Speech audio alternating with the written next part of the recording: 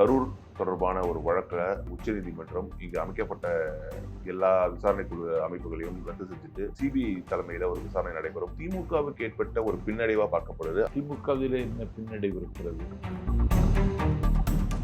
ஆதவர்ஜுனா சொல்றாரு, இதுல சதி திட்டம் தீட்டப்பட்டிருக்கு, எந்த ஊர்லயும் நடக்காத அளவுக்கு இங்க காவல்துறை தான் எங்களை கொண்டு வந்து அந்த இடத்த ஸ்பாட்ல நிறுத்தினதே அவங்க தான் அப்படின்ற அளவுக்கு நிறைய குற்றச்சாட்டுகளையும் முன் வச்சிருக்காரு. இது எங்கள் தரப்பில் நடந்த கவனக்குறைவு தான்.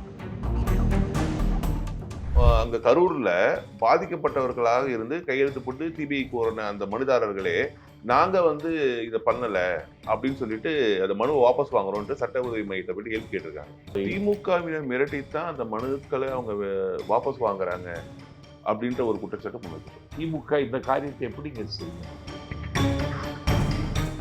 பிரபாகரன் தான் மிரட்டப்படுவதா திமுக காரங்க என்ன மிரட்டுறாங்கன்னு சொல்றாரு. நான் சிபிஐ விசாரணை வேணும்னு சொல்லிட்டு நானாவே பாத்தீங்கன்னா தான் கேஸ் கொடுத்தேன். டிஎம்கேல இருந்து எம் ரகுநாதன் சொல்லிட்டு ஒன்றிய செயலாளர் அவர் கேஸ் வாபஸ் வாங்க அப்படின்னு சொல்லிட்டாப்ல. நானும் எங்க அம்மாவும் மட்டும்தான் இருக்கு இப்ப என் குடும்பத்துல. எனக்கு எங்க அம்மாவுக்கும் உயிருக்கு உத்தரவாதம் வேணும். அதெல்லாம் தவிர்த்துருங்கப்பா.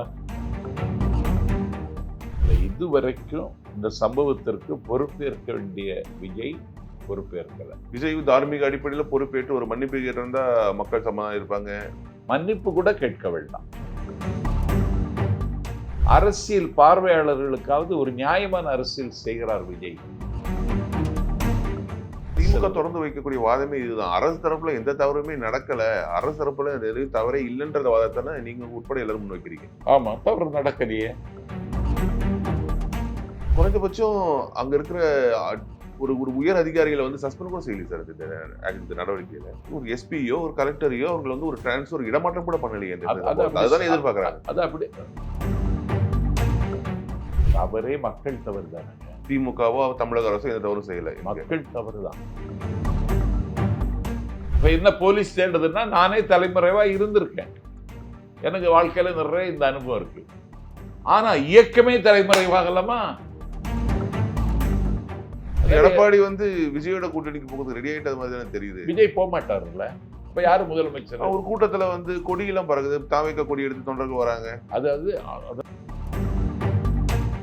நீங்க சொல்றதெல்லாம் பார்த்தா இப்போ நீதி வெல்லும்னு விஜய் போட்டது, நீதி ஒரு வெட்டுச்சு அப்படின்னா யார் பக்கம் அது இருக்கும்ன்றீங்க? ஒரு உயிர் இல்ல, 41 உயிர். முதலமைச்சராக இருந்த ஒருவர் சொல்றான்னா இந்த மாதிரி அடிமுட்டாளையும் தமிழ்நாட்டு அரசியல் இப்பதான் நான் பார்க்கிறேன்.